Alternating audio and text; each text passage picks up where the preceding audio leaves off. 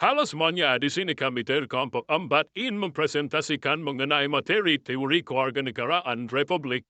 Setuan disimak ya. Pengertian kewarganegaraan. Kewarganegaraan adalah identitas yang dimiliki setiap orang dalam suatu negara yang menunjukkan status asalnya atau status negaranya. Dalam hukum, kewarganegaraan adalah status hukum yang menunjukkan hubungan individu dengan sebuah negara. Status ini mencakup hak dan kewajiban hukum yang dimiliki oleh seorang warga negara serta keanggotaan dalam suatu bangsa berdasarkan kesamaan budaya, bahasa, dan kesadaran nasional. Jadi kesimpulannya, kewarganegaraan adalah suatu identitas yang kita miliki sebagai warga negara. Sementara menurut Kamus Besar Bahasa Indonesia atau KBBI, republik adalah bentuk pemerintahan yang berkedaulatan rakyat dan dikepalai oleh seorang presiden.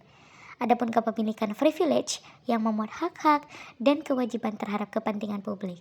Teori ini berpendapat bahwa masyarakat sebagai komunitas politik adalah pusat kehidupan politik. Dalam teori kewarganegaraan republik, fokus utamanya adalah pada kewajiban warga negara, sementara kewarganegaraan liberal lebih menekankan pada hak individu, partisipatif aktif warga negara dalam urusan publik. Sedangkan pengertian dari kewarganegaraan republik ialah menempatkan kebebasan individu pada jaminan keamanan negara yang berada di bawah aturan hukum dan kebaikan warga negara untuk memberikan partisipasi dalam urusan publik. Teori ini berpendapat bahwa masyarakat sebagai komunitas politik adalah pusat kehidupan politik. Sehingga kewarganegaraan republik memerlukan komitmen aktif dalam urusan publik dan mengharuskan warga negara untuk berpartisipasi secara aktif demi kebaikan bersama. Nah, dalam konteks ini, kewarganegaraan republik menekankan pentingnya partisipasi aktif warga negara dalam urusan publik sebagai bagian dari tanggung jawab mereka terhadap negara dan masyarakat. Maksud dan tujuan dari teori kewarganegaraan republik, di mana teori kewarganegaraan republik ini mengacu pada konsep kewarganegaraan yang berkembang dalam konteks republikanisme politik. Tujuannya adalah untuk menciptakan masyarakat yang berlandaskan kesetaraan politik dan partisipasi aktif warga negara dalam urusan publik, serta dapat mempromosikan kebebasan sipil dan keadilan sosial. Teori ini juga menekankan pentingnya tanggung jawab bersama dalam memelihara kehidupan politik yang demokratis dan membangun komunikasi yang inklusif. Nah, dalam teori kewarganegaraan republik ini, warga negara diharapkan dapat berperan aktif serta berpartisipasi dalam pengambilan keputusan politik, baik melalui pemilihan umum, diskusi publik, maupun keterlibatan dalam kegiatan politik lainnya. Prinsip-prinsip seperti keadilan sosial, tanggung jawab kolektif, dan kepentingan umum menjadi fokus utama dalam membangun masyarakat yang berkeadilan dan demokratis. Konsep ini juga menekankan perlunya membatasi kekuasaan pemerintah agar tidak terus menindas kebebasan individu dan kaum menengah ke bawah, serta bisa memastikan juga tentang perlindungan hak-hak sipil dan politik bagi seluruh warga negara. Selanjutnya, ada beberapa faktor yang mempengaruhi implementasi teori kewarganegaraan republik. Yang pertama, ada kesadaran masyarakat. Tingkat kesadaran masyarakat terhadap hak-hak dan kewajiban sebagai warga negara sangat mempengaruhi implementasi teori kewarganegaraan republik. Yang kedua, ada sistem pendidikan. Sistem pendidikan yang baik dapat membentuk karakter masyarakat dalam hal penghargaan, seperti kepatuhan terhadap hukum, partisipasi dalam kehidupan politik, dan lain-lain. Yang ketiga, kepemimpinan. Peran pemimpin dalam mengedukasi masyarakat tentang nilai-nilai kewarganegaraan juga sangat penting loh. Dan yang keempat, kondisi sosial dan politik. Faktor-faktor sosial dan politik seperti konflik, ketidakstabilan politik, dan ketidakstabilan sosial dapat menghambat implementasi teori kewarganegaraan republik. Oleh karena itu, kondisi sosial dan politik yang stabil dan adil sangat diperlukan untuk memperkuat kewarganegaraan republik. Nah, yang terakhir nih teman-teman, ketersediaan sumber daya. Ketersediaan sumber daya seperti infrastruktur, pendanaan, dan akses informasi juga dapat mempengaruhi implementasi teori kewarganegaraan republik.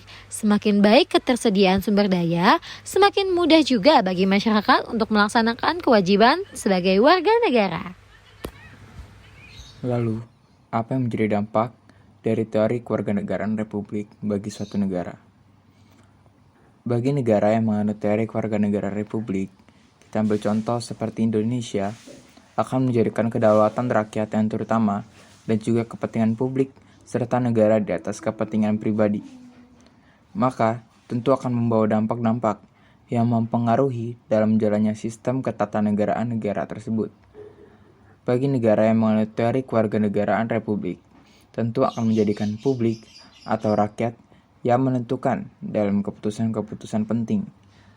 Seperti contohnya adalah pemilihan kepala negara dan lain sebagainya. Lebih lanjut saya akan menjelaskan dampak dari teori kewarganegaraan republik ini dibagi menjadi dua, yakni dampak positif dan juga dampak negatif. Dampak positifnya yang pertama adalah akan adanya kestabilan politik. Dalam teori kewarganegaraan republik akan memberikan stabilitas politik melalui pemilihan dan juga jangka waktu jabatan yang sudah tetap. Yang kedua, partisipasi politik. Mendorong partisipasi warga negara dalam proses-proses politik. Yang ketiga, dampaknya adalah pemerintahan yang terbatas, yakni memiliki mekanisme pembatasan kekuasaan yang kuat. Yang keempat, dampak positifnya adalah adanya perlindungan hak asasi manusia. Konstitusi Republik seringkali menjamin hak-hak dasar dari individu. Selain dampak positif, tentu juga ada dampak negatif. Dampak negatifnya yang pertama adalah ketidakstabilan politik.